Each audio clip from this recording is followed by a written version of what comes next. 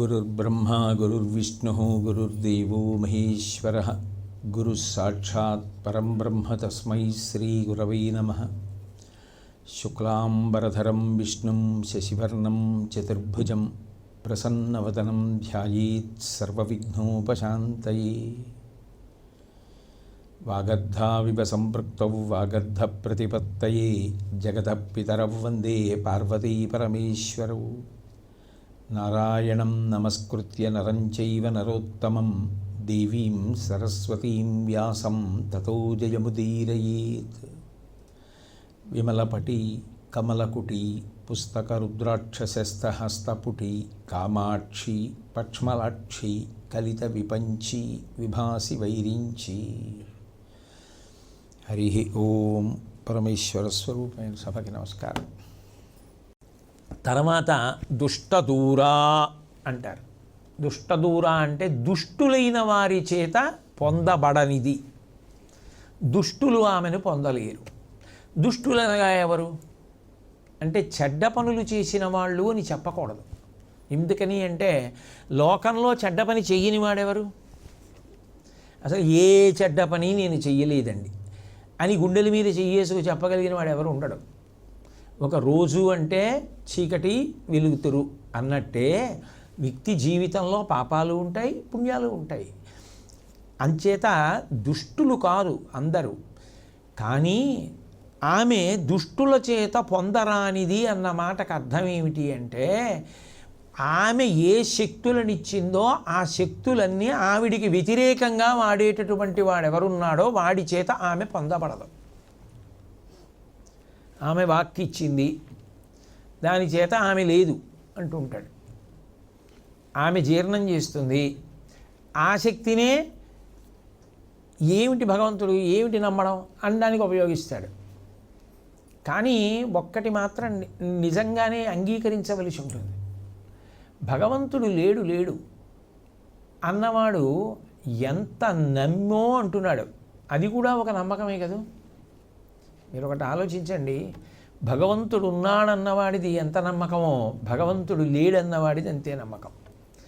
భగవంతుడు లేడు అని బ్రతికేస్తున్నవాడు ఎవరున్నాడో వాడు నిజంగా వాడి నమ్మకానికి వాడు కట్టుబడ్డాడు. అక్కడ వరకు ఆయన గౌరవనీయుడు, మర్యాదస్తుడు.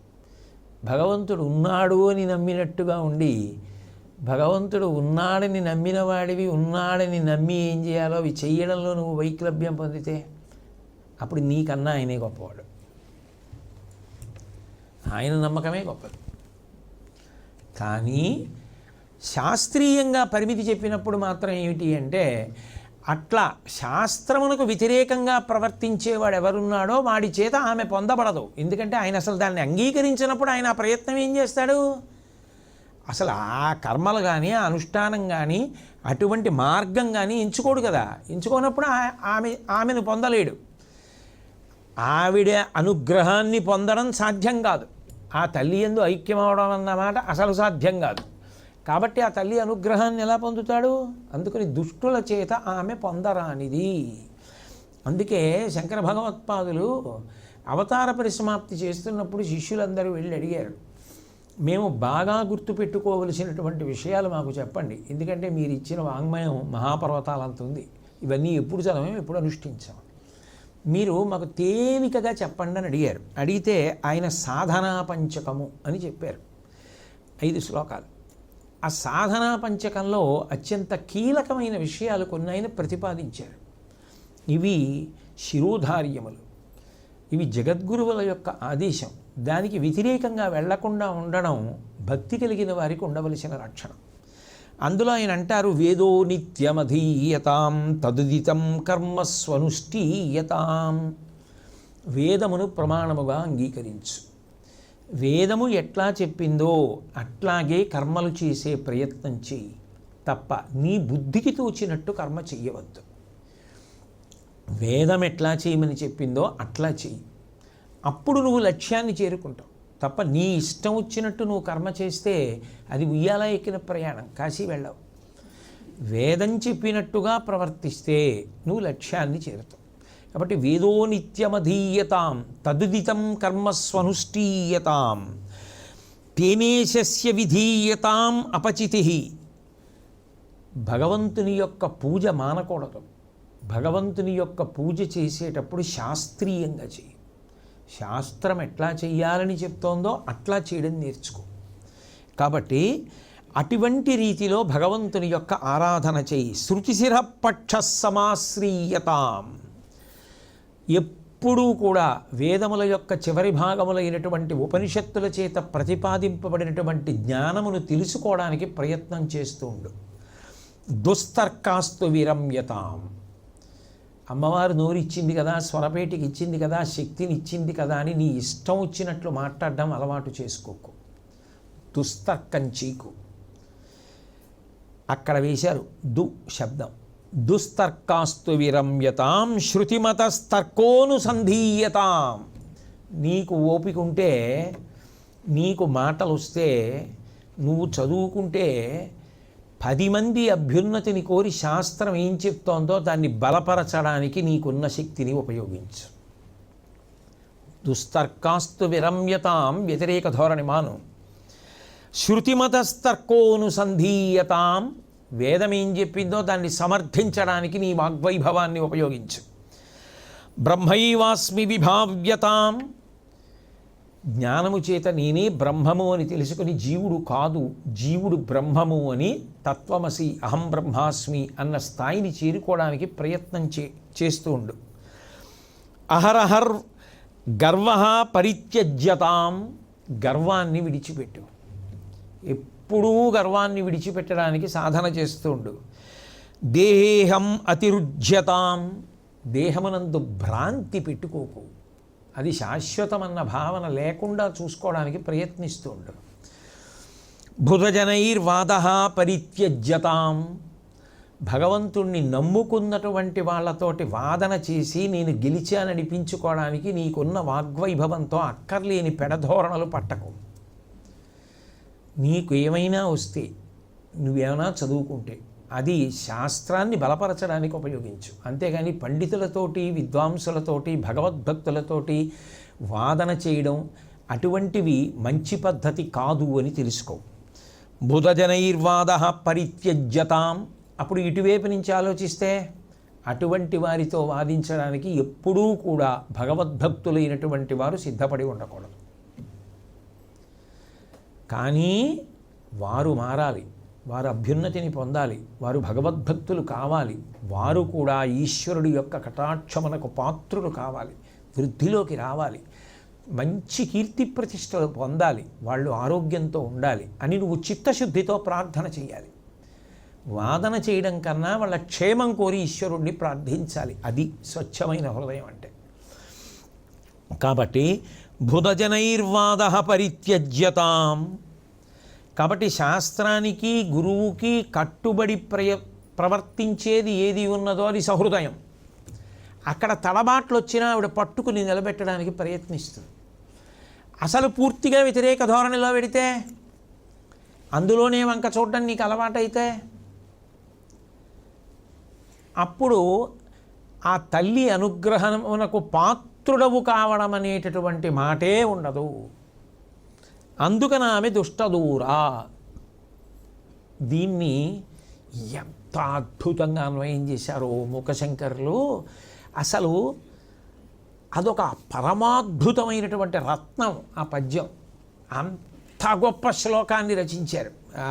మూకపంచశతిలో మందస్మిత శతకంలో చేశారు వారు. ఆయన అంటారు, త్వన్మందస్మితమంజరీం ప్రసవమరాం కామాక్షి చంద్రాతపం సంతతమామనంత్యమలతా తల్లక్షణం లక్ష్యతే అస్మాకం నధునోతి తాపమధికం ధునోతి నాభ్యాంతరం ధ్వాంతం తత్ఖలు దుఃఖినో వయమమీకేనేతి నో విద్మహే.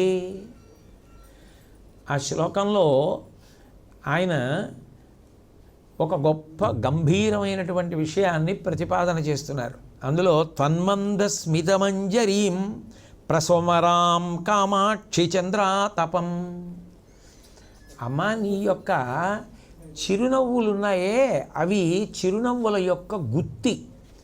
ఆ చిరునవ్వుల గుత్తి ఉన్నదే అది మా అందరికీ కూడా మార్గదర్శనం చేసి మా అందరికీ కూడా తాపాన్ని పోగొట్టేదై ఉండాలి. అది స్వచ్ఛమైనటువంటిది. ఫన్మందస్మితమంజరీం ప్రస్వమరాం కామాక్షి చంద్రాతపం. అమ్మా, నీ చిరునవ్వుల యొక్క గుత్తి ఆ మంజరి ఉన్నదే, ఆ మంజరి చంద్రుడి యొక్క కాంతి ఎంత స్వచ్ఛంగా ఉంటుందో అంత స్వచ్ఛంగా ఉంటుంది. అది ఏం చేస్తుంది? మాకు బాహ్యంలో ఉన్నటువంటి తాపాన్ని పోగొట్టేస్తుంది, లోపల ఉన్నటువంటి అజ్ఞానపు చీకట్లని చీల్చేస్తుంది. రెండూ చేయగలదు. కానీ చిత్రం ఏమిటంటేనమ్మా, సంతతమామనంత్యమలతా తల్లక్షణం లక్ష్యతే. అది అమలత, దానికి మలినం లేదు ఆ చిరునవ్వుకి. అది అంత శక్తివంతమైనది అని సత్పురుషులు చెప్తున్నారు. కానీ ఆశ్చర్యం ఏమిటంటేనమ్మా కామాక్షి, అస్మాకం నధునోతి తాపమధికం ధునోతి నాభ్యంతరం.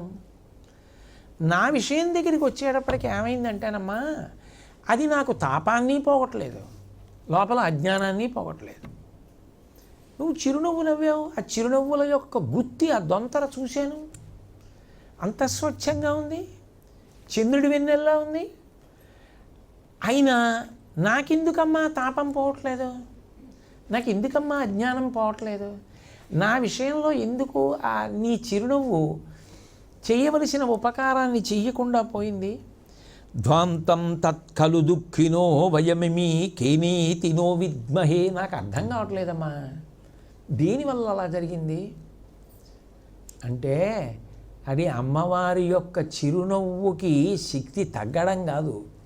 మీకెందుకు ఆ ఉపకారం జరగలేదంటే అమ్మవారి యొక్క చిరునవ్వుల గుత్తి ఆ కాంతి చంద్రకాంతిలా ఉంది అని అనగానే, చంద్రుడా కళంకితుడు, మత్సున్నవాడు, అందరు భార్యల్ని సమానంగా చూడనివాడు, గురుపత్ని సమాగమం చేసినవాడు అనేటటువంటి నింద ఆయన యందు దోషాల్ని చూశాను నేను. అటువంటి చంద్రుడి కాంతి గొప్ప ఏమిటి అన్న భావన నాకు వచ్చింది. అందుకే నీ చిరునవ్వు నా కల్మషాన్ని పోగొట్టలేదు.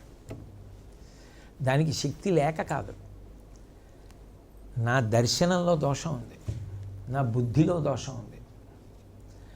నా బుద్ధిలో దోషం ఉన్నప్పుడు ఆ శక్తి అనుగ్రహం నా పట్ల అన్వయమైందా? అవలేదు. అదే దుష్టదూరా. నీకు సద్భావన లేనప్పుడు నువ్వు ఎలా అనుగ్రహానికి పాత్రుడు అవుతావు? నీకు అసలు ఆ సద్భావన ఏది? నీకు ఆ భావనే లేదు. ఆ భావన లేనప్పుడు అది ఎంత శక్తివంతమైన నీకెట్లా అన్వయం?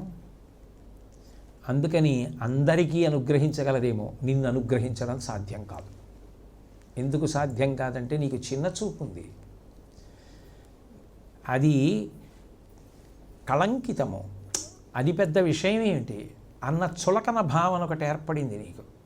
ఆ భావన చేత నీకు అన్వయము కాదు, నీకు ఆ అనుగ్రహము లేదు, నువ్వు పొందలేవు. మిగిలిన వారు పొందారు. ఎందుకు పొందారు?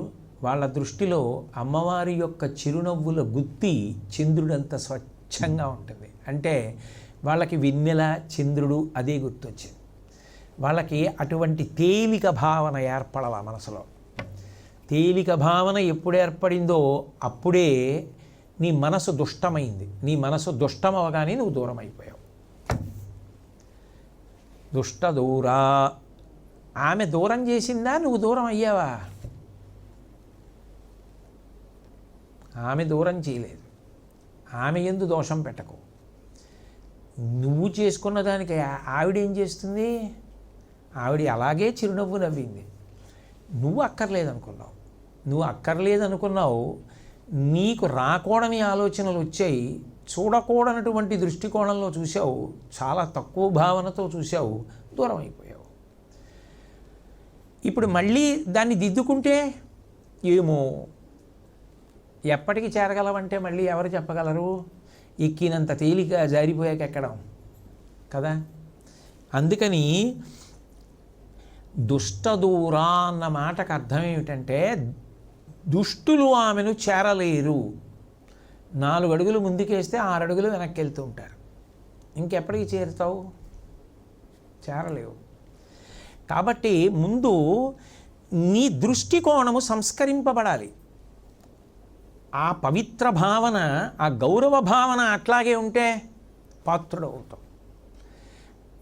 అందులో తేడా వచ్చేస్తే, అసలు ఆ దృష్టికోణంలో మార్పు వస్తే, తేలిక భావన, నిరసన భావన బయలుదేరితే అది జారిపోవడానికి కారణం. అది దుష్టదూరా. దుష్టులు ఆమెను పొందలేరు. దుష్టులు అంటే చెడ్డవాళ్ళు కారు. మళ్ళీ మళ్ళీ చెప్తున్నా, మనోభావన యందు దోషములు వచ్చాయి. అక్కడ శాస్త్రీయమైన రీతిలో నడవగలిగిన ప్రజ్ఞ జారిపోయింది. ఆ జారిపోగానే దూరం అయ్యాడు తప్ప ఆమె దూరం చేయలేదు. ఆమె అలా ఎవరినీ చెయ్యదు. ఆమెకి అంటకట్టకూడదు, తప్పది. మళ్ళీ అదో దోషం. ఆమె కాదు, నువ్వు జారింది. ఆవిడ్ని ఎందుకంటావు? కాబట్టి దుష్టదూరా. అది తెలుసుకున్నప్పుడు, అనుష్ఠానం చేసేటప్పుడు, ఉపాసన చేసేటప్పుడు మన దోషం ఏమిటో తెలుసుకుని మనం దిద్దుకోవడం అలవాటు చేసుకోవాలి. అట్లాగే దురాచార శమని అంటారు తర్వాతి నామంలో. దురాచార శమని అంటే ఆమె దురాచారమును శమింపచేస్తుంది, అంటే అణిచేస్తుంది అని. ఏది దురాచారము అన్న ప్రశ్న వస్తే దాని గురించి తెలుసుకోవడం కూడా అత్యంత ప్రధానమైనటువంటి విషయం.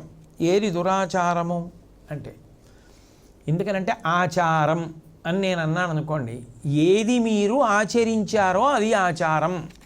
ఏది ఆచరించాలి? ధర్మాన్ని ఆచరించాలి కదా. ఆచార ప్రభవో ధర్మ అంటారు. అందుకే ఆచారం అనగా ఏమి? ధర్మమును ఆచరించుట. ఎవడు ధర్మాన్ని ఆచరించాడో వాడు ఆచార్య. భీష్ముడు ఆచరించాడు, భీష్మాచార్య. ద్రోణుడు ఆచరించాడు, ద్రోణాచార్య. శంకర భగవత్పాదులు ఆచరించారు సన్యాసాశ్రమ నియమాన్ని, శంకరాచార్య. ఎవరు ఏ ఆశ్రమ నియమాన్ని అట్లా పాటించారో వారు ఆచార్య. ఏది పాటించారు? ధర్మాన్ని పాటించారు. ధర్మమును పట్టుకుంటే ఆచారం. అందుకే ఆచారం అనగా పండిన ధర్మము. ఆయన ఆచారవంతుడండి అంటే దాని అర్థం ధర్మమును పట్టుకున్నవాడు అని అర్థం. కాబట్టి సదాచారం.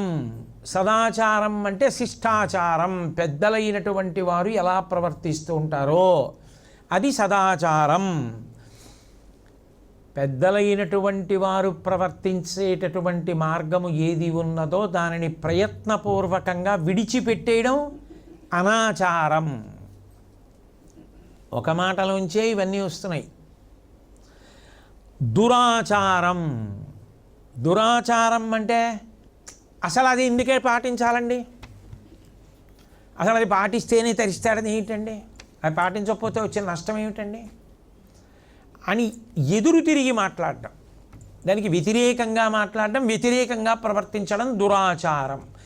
ఆచారం, సదాచారం, శిష్టాచారం, అట్లాగే అనాచారం, దురాచారం. ఒక్క ఆచారం అన్న మాటలోంచి అనుష్ఠాన సంబంధంగా అన్ని రకాలుగా విడిపోతుంది. విడిపోయినప్పుడు ఏది దురాచారం అంటే విహిత కర్మను విడిచిపెట్టివేయుట. ఏది విహిత కర్మయో, ఏది నువ్వు చెయ్యాలో అది ప్రయత్నపూర్వకంగా నువ్వు కోరి నువ్వే నిర్ణయానికి వచ్చి వదిలిపెట్టేశావు. విహిత కర్మ యందు నిర్లక్ష్య ధోరణి, చేయవలసినది చేయకపోవుట, చేయకూడనిది చేయుట, నిషిద్ధ కర్మను ఆచరించుట, విహిత కర్మను భంజించుట. అంటే విహిత కర్మ చేయవలసింది వదిలేశాడు, నిషిద్ధ కర్మ చేశాడు. ఇప్పుడు ఈ రెండే కలిపి దురాచారం. మరి ఇప్పుడు ఆచారానికి వ్యతిరేకంగా వెళ్ళాడా లేదా? రెండూ కలిపేసినప్పుడు అప్పుడు దురాచారం. ఆ దురాచారం ఎక్కడున్నదో అక్కడ ఆమె అనుగ్రహం ఉండదు. కానీ ఆవిడ ఏం చేస్తూ ఉంటుంది? దిద్దాలి ఆవిడ కాదు. లేకపోతే మరి ఆ తల్లి కరుణామూర్తి ఎలా అవుతుంది?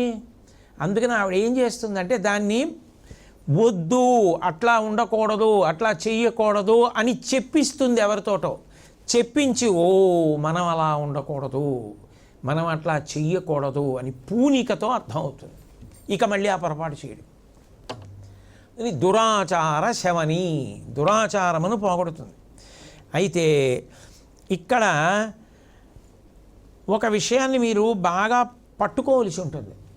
మరి అంతకుముందు దురాచారం చేసేశాడుగా, తప్పు చేసేశాడుగా, మరి అది అంటే దాని వలన ఏమొచ్చింది?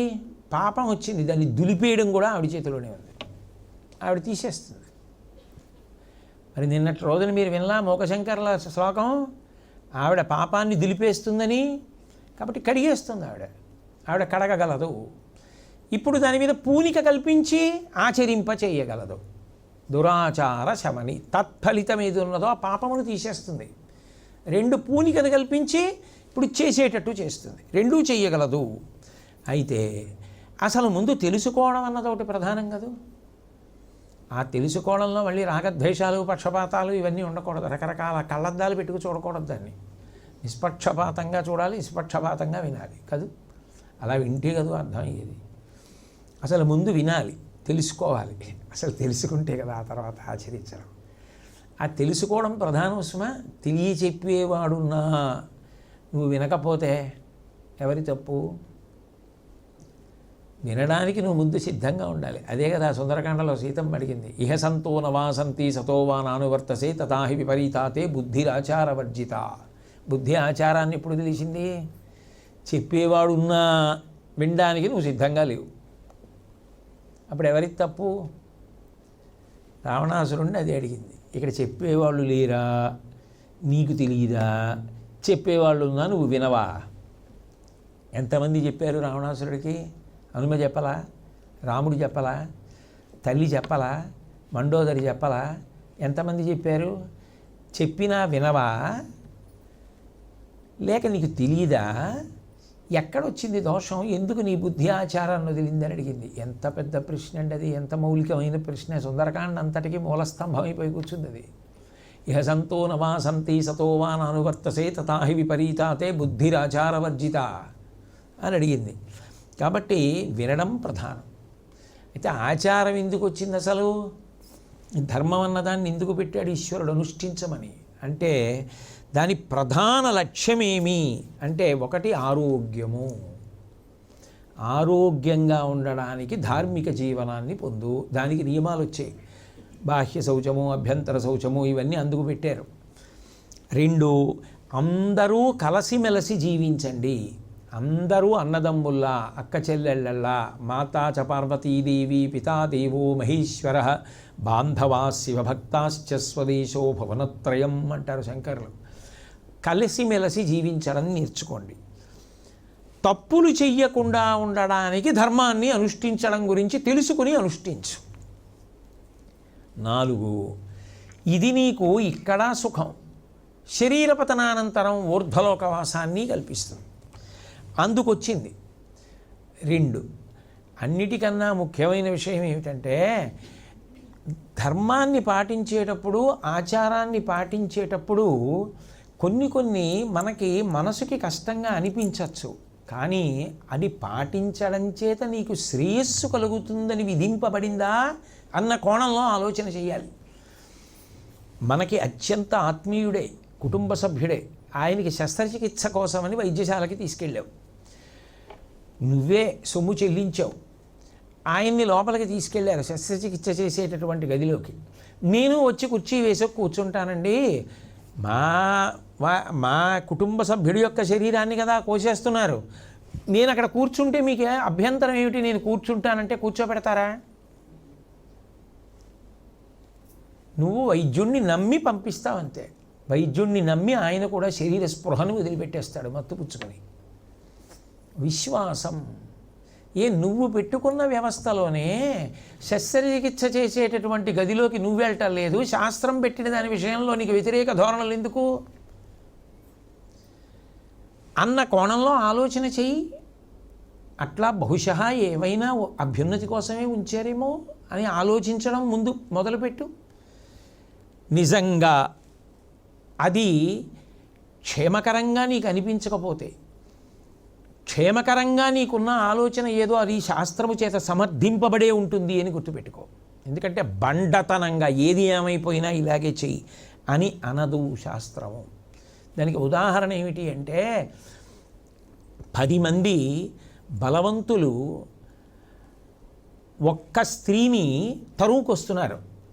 ఆమె ఎటు వెళ్ళిపోవాలో తెలియక మన ఇంట్లోకి వచ్చేసి దాక్కుంది. పాపం ఎవరమ్మా ఎందుకు ఇలా లోపలికి వచ్చేసారు అని అడిగితే, అయ్యా 10 మంది తరువుకు వస్తున్నారండి, చీకటి భయపడిపోయి మీ ఇంట్లోకి వచ్చేసాను అని. బెంగలేదు, కూర్చో, ముందు ఆ అమ్మాయిని సేద తీర్చు అని చెప్పి వీధిలో నిల్చున్నాడు. వాళ్ళు పరిగెత్తుకొచ్చారు, అటు నుంచి ఇటు తిరిగి ఏమన్నా ఇటుగా ఎవరైనా పిల్ల పరిగెత్తుకు వెళ్ళిందా అన్నాడు. ఇటు పరిగెత్తడం నేను చూడలేదే అన్నాడు ఆ నిలబడిన యజమాని. ఆయన అసత్యం చెప్పాడా లేదా? అసత్యమే చెప్పాడు. అయినా ఆయనకి అసత్య దోషమేం రాదు. ఆ స్త్రీని రక్షించడం ప్రధానం. అప్పుడు ఆయన అసత్యం చెప్పినా అది ఆపద్ధర్మమే అంటే బండతనంగా శాస్త్రాలు మాట్లాడవు. ఎవరేమైపోయినా నువ్వు సత్యం చెప్పు అలా ఉండవు. సత్యం బ్రూయాత్ ప్రియం బ్రూయాత్ న బ్రూయాత్ సత్యమ ప్రియం ప్రియంచన అనృతం బ్రూయాత్. అంటే ఆచారము దేనికి పనికి రావాలి అంటే 10 మంది క్షేమము కొరకు పనికి రావాలి, నీ సౌలభ్యము కొరకు పనికి రావాలి. అందుకే ఆచారాన్ని విడదీసేసినప్పుడు కూడా దేశాచారము అన్నారు. మళ్ళీ హిమాలయ పర్వత ప్రాంతం ఉందనుకోండి, విపరీతమైన చలిగా ఉంటుంది. నువ్వు చొక్కా వేసుకోకూడదు, బనీను వేసుకోకూడదు, ఉత్తరీయం వేసుకుని చేయమంటే ఒళ్ళు కొయ్యబారిపోతుంది. ఆయన ఎన్ని వేసుకున్నా ఎన్ని కప్పుకుని చేసినా అంగీకరించారు. ఎడారి ప్రాంతంలో దానికి తగినట్టు బట్ట కట్టుకోమన్నారు. దేశంలో వాతావరణాన్ని బట్టి వస్త్రధారణ చేస్తే శాస్త్రం దోషం పట్టలేదు. అంటే వ్యక్తి సౌలభ్యాన్ని దృష్టిలో పెట్టుకుందా లేదా? యాత్రాధర్మం. ఇంట్లో లేవు, యాత్రలో ఉన్నావు. యాత్రలో ఉన్నప్పుడు శరీరాన్ని నిలబెట్టుకోవడానికి తప్పదు, నువ్వు స్వీకరించాలి ఆహారాన్ని. అట్లాగే ఇంట్లో చేసినంత అనుష్ఠానం చేయలేవు, 10వ వంతు అనుష్ఠానం చేయి చాలంది. మానసికంగా చేయి. నీ దగ్గర మూర్తి లేకపోతే సూర్యభగవానుడిని చూస్తూ చేసేయమంది. సౌలభ్యం ఇచ్చిందా లేదా? స్నానం. నీకు ఆరోగ్యం బాగుంది, తలస్నానం చేయి. ఏమిటో కొంచెం ఒళ్ళు సలసల్లాడుతున్నట్టుగా ఉంది, నీళ్లలో మునక వేసి స్నానం చేయకు, నిలబడి చెంబుతో తీసుకుని కంఠం నుంచి పోసుకోవాలి. అట్లా కూడా పోసుకునే స్థితిలో లేరండి అన్నాడు. నడుము వరకు నీళ్లు పోసుకో. నడుము వరకు కూడా నీళ్లు పోసుకోలేనండి, తడిబట్టతో ఒళ్ళు తుడిచేసుకో. తడిబట్టతో కూడా ఒళ్ళు తుడుచుకోలేనండి, విభూతి చల్లుకో చాలు. విభూతి కూడా చల్లుకునే లేదండి, ఒళ్ళు ఉనికిపోతోంది, గోవిందా అనుకో. గోవిందా అని కూడా అనలేనండి, మీ అబ్బాయిని అనమను. ఎంత సౌలభ్యం ఇచ్చింది. నువ్వు అందులో ఒకటే చదివి మాట్లాడతానంటే అలా. కాబట్టి అందరి యొక్క సౌలభ్యాన్ని, అందరి యొక్క సమైక్యతని, అందరూ కలిసికట్టుగా ఉండడాన్ని, అందరూ అభ్యున్నతిని పొందడానికి ఆచారం వచ్చింది. దాన్ని నిరసించి సరిగా అర్థం చేసుకోకుండా 10 మందికి పనికొచ్చే చెట్టు కొట్టేస్తానంటే ఎలా? నిజంగా అది నీకు ఇబ్బందికరంగా అనిపిస్తే ఖచ్చితంగా దానికి ఎక్కడో ఉంటుంది, దానికి మినహాయింపు ఉండకపోవడం ఉండదు. ఇప్పుడు నేను మీకు చూపించాను కదా 1-2 ఉదాహరణలు. కాబట్టి దాన్ని అట్లా పట్టుకుని 10 మంది క్షేమం కోసం అన్వయం చేసింది ఎప్పుడూ దురాచారం కాదు. అట్లాగే మీరు గమనిస్తే 8 సంవత్సరముల లోపు ఉన్న, 80 సంవత్సరముల పైన ఉన్న వాళ్ళకి శాస్త్రం అసలు ఏ నియమాలు విధించాల. నువ్వు ఇప్పుడు తిన్నామే, అప్పుడు తిన్నామే, ఇది తిన్నామే, అది తిన్నామే, ఇది ఉపవాసం చేయలేదేం పెట్టలేదు. 80 దాటిపోయిన తర్వాత ఆయన ఉపవాసాలు చేయమంటే ఏం చేస్తారు? ఇదే తిను అంటే ఎలా తింటాడు? 8 లోపు 80 పైన అసలు శాస్త్రం నియమం ఇవ్వాల. వాడు ఏం చేసినా దోషం కాదు అది. కాబట్టి ఆ తల్లిని ఎన్నడూ కూడా అసలు ఆదరించేటటువంటి భావనతో ఉన్నవాడు, ఆమె పట్ల భక్తిభావము కలిగి ఉన్నవాడు, ఆమె చెప్పిన దాన్ని వినాలనేటటువంటి శ్రద్ధ ఉన్నవాడు అన్న మాటకు అర్థం ఏమిటంటే విధింపబడినటువంటి ధర్మము పట్ల ఆదరబుద్ధి కలిగినవాడు. దాన్ని అన్వయం చేసుకునేటప్పుడు తన ఒక్కడు కాదు 10 మంది సంతోషంగా ఉండాలని అన్వయం చేసుకుంటూ వెళ్ళిపోయిన వాడు ఎవరున్నాడో వాడు ఎప్పుడూ కూడా సంతోషంగానే ఉంటాడు తప్ప తద్వ్యతిరేక భావనలతో ప్రవర్తిస్తే అమ్మవారు ఏం చేస్తుందంటే దాన్ని దిద్దుతూ ఉంటుంది. దురాచార శమని, వద్దు ఆ భావనలకో వెళ్ళకు. తప్పు, అట్లా ఉండకూడదు అని ఆమె వైపుకి తిరిగి అమ్మ నాకు అర్థమయ్యేటట్టు చెయ్యి అన్ననాడు ఆమె అర్థమయ్యేట్టు చేస్తుంది, నిన్ను ఉత్తమ మార్గంలో పయనింపచేస్తుంది, ఇతపూర్వం చేసినటువంటి దోషములను కూడా ఆమె క్షమించగలదు. అటువంటి ఉదార హృదయ. కాబట్టి దురాచార శమని. ఇవాళ ఈ ఒక్కనామం చెప్పి పూర్తి చేసేస్తాను. దోషవర్జిత. దోషవర్జిత అన్న మాటని జాగ్రత్తగా అర్థం చేసుకోవాలి.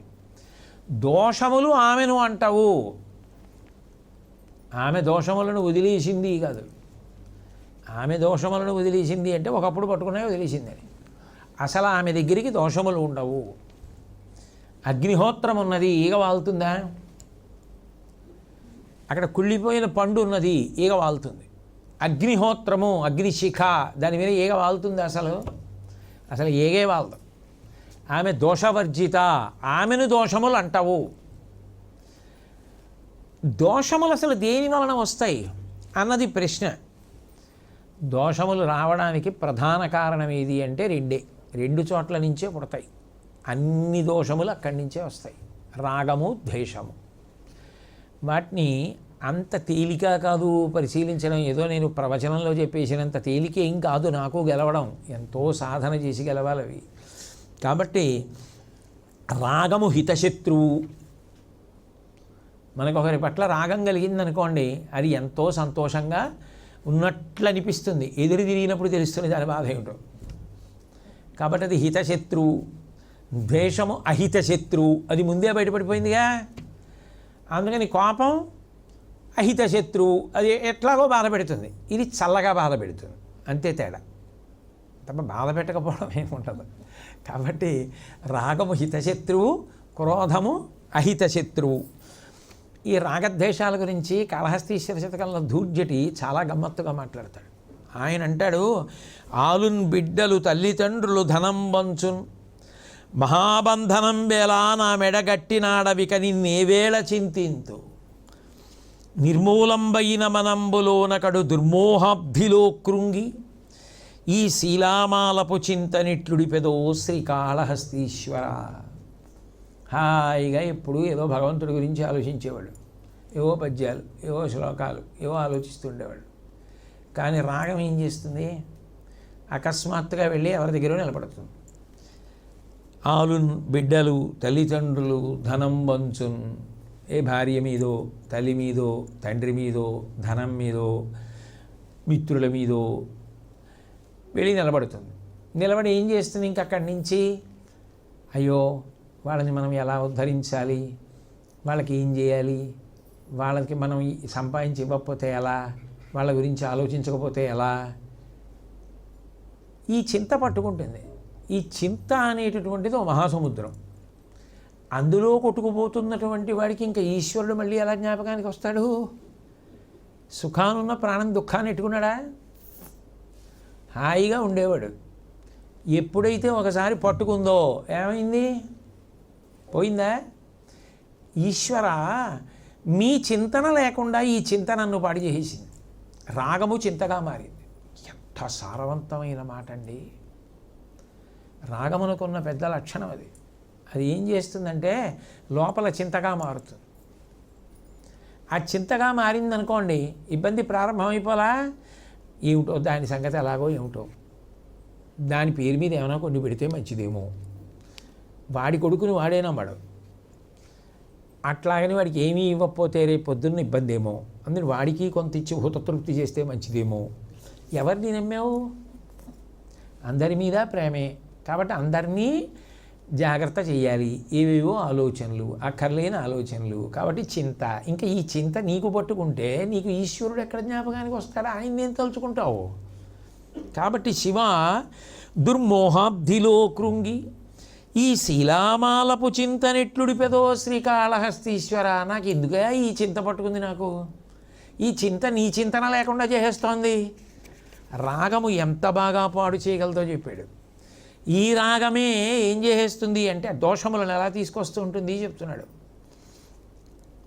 ఒకరింజంపి పదస్థులై బ్రతుకతా మొక్కొక్క రుహింతురేలుకో, తామెన్నడు చావరో తమకు పోవో సంపదల్ పుత్రమిత్ర కళత్రాదులతోడ నిత్య సుఖమందన్ కందురు ఉన్నవారికి నిలీదో మృతి అన్నడున్ కటకట శ్రీకాళహస్తీశ్వర. ఏమిటో వీడి మీద రాగం అన్నాడు, చింతతో పాడయ్యాడు. వాడి మీద ద్వేషం అన్నాడు, అది బాగా పెరిగింది. వాడిని చంపాడు. వాడిని చంపి తన పొందాడు, ఏదో పొందాడు. వాడిని చంపాడు, వీడితో పదవి పొందాడా, రాజ్యం పొందాడా, అధికారం పొందాడా, డబ్బులు పొందాడా, ఐశ్వర్యం పొందాడా, వదిలేయండి, మొత్తానికి ఏదో ఒకటి పొందాడు. నువ్వు చచ్చిపోవా? వీడు పోతాడుగా.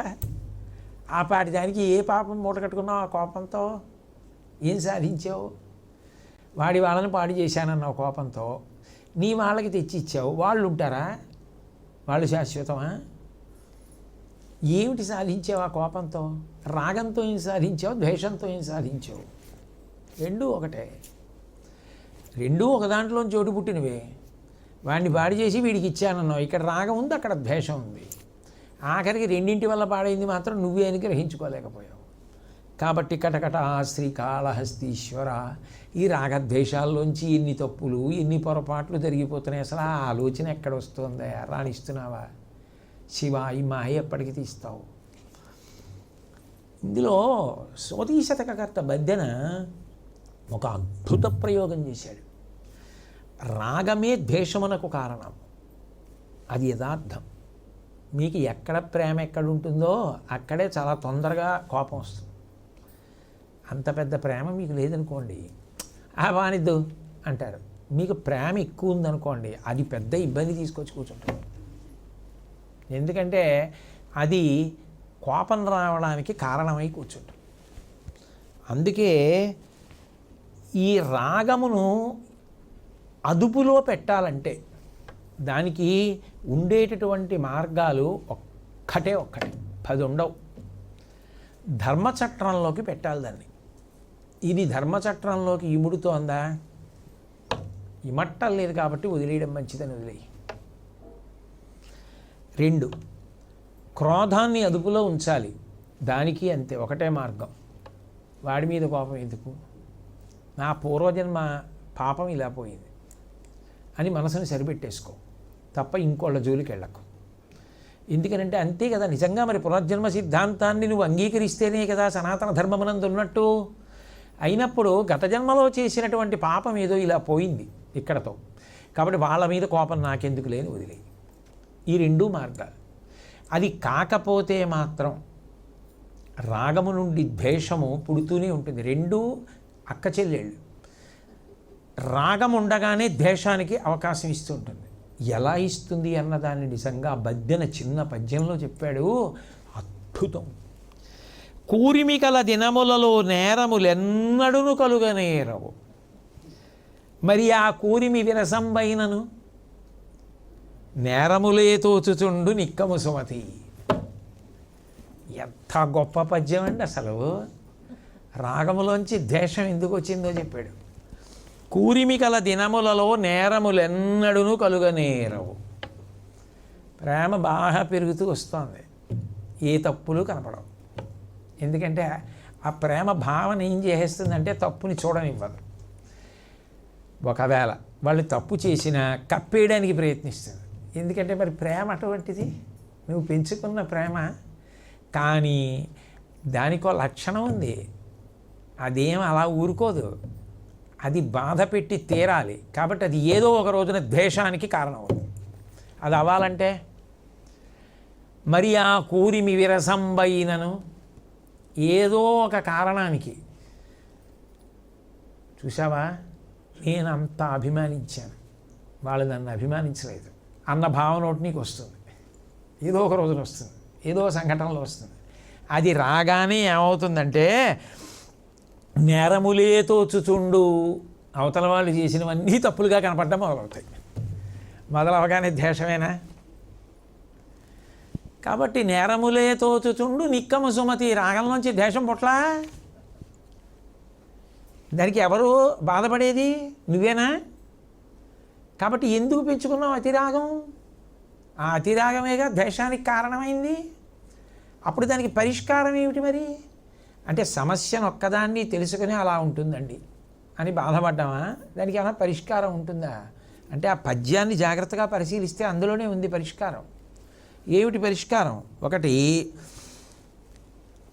రాగం ద్వేషం కాకుండా చూసుకో, ఎప్పుడూ ప్రేమగానే ఉంచుకో. ఎప్పుడూ ప్రేమగానే ఉంచుకోవాలంటే మొదటి పరిష్కారం ఏమిటి? వాళ్ళు నన్ను అభిమానించినా అభిమానించకపోయినా నేను అభిమానిస్తూనే ఉంటాను. అది నా మంచితనం, అది నా నిర్మల చిత్తం, అంతే. వాళ్ళు నన్ను అభిమానించని అభిమానించకపోని నేను అభిమానిస్తాను. నేను అభిమానించడానికి అభ్యంతరం ఏముంది? నేను అభిమానించి ఉపకారం చేస్తూనే ఉండడానికి అభ్యంతరం ఏముంది? నీ పిల్లలు తప్పు చేస్తే క్షమించి మళ్ళీ ప్రేమిస్తూ ఉండట్లేదా? అలాగే నేను క్షమించి ప్రేమిస్తాను. అది మొదటి లక్షణం. అప్పుడు అది ద్వేషం అవధిహ. రాగంగానే ఉండి ఊరుకుంటుంది, కనీసం అక్కడ వరకే బాధ పెడుతుంది కదా. అప్పుడు అయ్యో చూసావా, నేను వాళ్ళని అంత అభిమానించాను, వాళ్ళు నన్ను దూరంగా పెట్టారు అన్న బాధ ఒక్కటే ఆగిపోయింది. అది ద్వేషం కింద మాత్రం మారలేదు. అక్కడ వరకు అదృష్టవంతుడేనా? నేను అభిమానిస్తూనే ఉంటానను, నువ్వు అలా నిలబడగలగడం నేర్చుకో. కొంత ఉపశమనం ఉంది. అంటే రాగము ద్వేషము కాకుండా చూసుకుంటే. 2, అట్లా కాదు, అసలు వాళ్ళెందుకు ఆత్మీయంగా ఉండాలి? నువ్వు ఉన్నావు, అది నీ మంచితనం, నీ ప్రేమ, నువ్వు ఉండడం నీ లక్షణం. అది నువ్వు ఉన్నావని అవతల వాళ్ళు ఉండాలని ఎందుకు కోరుకుంటావు? అసలు అలా కోరకు. నీకు ప్రేమించే లక్షణం ఉందా? నువ్వు అభిమానించే లక్షణంతో ఉన్నావా? నువ్వు నిజంగా వాళ్ళ మీద అంత ప్రేమతో వాళ్ళు ఎప్పుడూ బాగుండాలని కోరుకుంటున్నావా? అట్లా ఉండవయా? దానికి అవతల వాళ్ళు కూడా నిన్నంత అభిమానించాలని ఎందుకు అనుకుంటున్నావు? అభిమానించడం అన్నది బలవంతంగా చేయిస్తావా? నిర్బంధ ప్రణయం అని ఓ మాట. నిర్బంధంగా ప్రణయం ఏమిటి? స్వచ్ఛంద ప్రణయంగా ఉంటుంది, కానీ నిర్బంధ ప్రణయం ఉంటుంది ఆ లోకంలో? ఉండదు కదా. అంటే నువ్వు అవతల వాళ్ళని అభిమానించు. నిన్ను అభిమానించాలని అసలు ఎందుకు కోరుకుంటున్నావు? నువ్వు అభిమానించినట్లు వాళ్ళు అభిమానించలేరేమో, వదిలేయి. కాబట్టి నీ అభిమానాన్ని నువ్వు అలాగే ఉంచేసుకో. అప్పుడు అది ద్వేషం కాకుండా ఉంటుంది. 3, అట్లా కాకుండా నువ్వు ఎంత అభిమానిస్తున్నావో అవతల వాళ్ళు నిన్నంత అభిమానించరు అని నీకు తెలిసింది. నువ్వు అట్లాగే ఉండడం నేర్చుకో. అతికిపోకు. అతికిపోకుండా నీ హద్దుల్లో నువ్వు ఉండు అని తెలుసుకొని ప్రశాంతంగా ఉండు. అంతేగాని అందులోంచి ద్వేషం పుట్టే స్థితి కల్పించుకొని అనవసరంగా నీ మనసు పాడు చేసుకుని నువ్వు ఇబ్బందులు గురి కావద్దు. నువ్వు హాయిగా ప్రశాంతంగా ఉండు. దానికోసం నిద్రలు మానేయడం అవి చేయకూడదు. ప్రశాంతంగా ఉండాలి. ఏమైంది దీనివల్ల అంటే, బహుశः వారికి మా యందు అంత అభిమానము లేదు అని నీకు అర్థమైంది. నువ్వు కూడా అట్లాగే ఉండు, అయిపోయింది. 3వ పరిష్కారం. అప్పుడు ద్వేషంగా మారదు కాదు. లేకపోతే ఏమైపోతుందంటే, ఎక్కడ ఎక్కువ ప్రమాదం ఉంటుంది అంటే, ఎక్కువ ప్రేమ ఎక్కడ పెంచుకున్నావో అక్కడే ప్రమాదం వస్తుంది కాదు. అందుకని ఇది నేర్చుకోసమా, లేకపోతే ఇబ్బంది వస్తుంది. ఎంత అందమైన పద్యం అండి నిజంగా. అసలు ఆ రాగద్వేషాల గురించి, కూరిమిగల దినములలో నేరములెన్నడును కొలుగనేరవు. మరి ఆ కూరిమి విరసంబైనను, ఆ కూరిమే రాగం కదా, మరి ఆ కూరిమి విరసంబైనను నేరములే తోచుచుండు నిక్కము సుమతి. రాగద్వేషములను అదుపు చేసుకోవడానికి మార్గం చెప్పాడు బద్దెన. రాగద్వేషాలని అదుపు చేసుకోవడానికి మార్గం చెప్పింది శాస్త్రం. ధర్మచట్రంలో ఇమిడేటట్టు చూసుకో. పూర్వజన్మ కర్మ ఏది ఉన్నదో అది ఈ రూపంలో వచ్చి నన్ను దుఃఖపెట్టిందనుకో, అవతల వాళ్ళని నువ్వు నీ దుఃఖానికి కారకులు అని ద్వేషించేటటువంటి బుద్ధిని పెంచుకోవద్దు. అప్పుడు ఏమవుతుందంటే, సాధనాక్రమంలో కనీసం నిన్ను నువ్వు కొంచెం పైకి ఎక్కడం అలవాటు చేసుకోవడానికి మార్గం దొరుకుతుంది తప్ప. నేను అందుకే అన్నాను, ఈ ద్వితీయ శతకంలో ఉండేటటువంటి విశేషం ఏమిటి అంటే, ఇది నిజానికి మనిషికి నేర్చుకోవలసినటువంటి విషయాల్ని నేర్పుతూ ఉంటుంది. అమ్మవారి అనుగ్రహం గట్టిది సుమా, చాలా బాగా నేర్పుతుంది. అందుకని ఇవి వంటబట్టాయి అనుకోండి, ఉంచుకుంటావా? చక్కగా హాయిగా మార్గంలో నిలబడడం చేతనవుతుందా? అది నీకు మంచిదేనా? ఇతరులకు మంచిదేనా? వాళ్ళకి ఇబ్బంది లేదు, నీకు ఇబ్బంది లేదు, ప్రశాంతంగా ఉండడానికి కారణమైందా? ఆ ప్రశాంతత కన్నా ఇంకా కావలసింది ఏమిటి లోకంలో? ఎవరికి కావలసి వచ్చిన పదార్థమైనా ప్రశాంతత. ఏవి ఎన్ని చేయండి, దేనికోసం చేస్తున్నాం? శాంతి శాంతి శాంతి. ఆ శాంతికి భంగకరములు రాగద్వేషములు అయినప్పుడు ఆ రాగద్వేషాల్ని అదుపు చేసుకోవడం నేర్చుకుంటే దోషములు చాలా తగ్గిపోతాయి. దోషములన్నీ అందులోంచే పుడుతున్నాయి. పుడుతున్నప్పుడు ఆ పుట్టే దోషములను అదుపు చేయడానికి రెండిటిని అదుపు చేయాలి. అదుపు చేస్తే తగ్గిపోతాయి. వైద్యుడు ఏం చేస్తాడు? ముందు నొప్పి తగ్గడానికి ఇస్తాడు, అంతేకాని ఇంకా నొప్పి తగ్గితే చాలేదురు పుండు ఉంది అంటాడా? అవసరమైతే ఆ పుండు తగ్గిపోవడానికి యాంటీబయాటిక్ అంటారు కదా, ఆ పుండుని సృష్టించిన సూక్ష్మాంగజీవి చచ్చిపోవడానికి ఇస్తాడు. ఇంకా తగ్గకపోతే శస్త్రచికిత్స చేసి ఆ పుండు పోయేటట్టు చేసేస్తాడు తప్ప నిప్పొక్కటి తగ్గితే సరిపోతుందా? సరిపోదు. ఒక దోషాన్ని దిద్దడం కాదు, దోషములకు మూలాన్ని దిద్దుకోవడం నేర్చుకోవాలి. మూలం ఏది? రాగద్వేషాలు.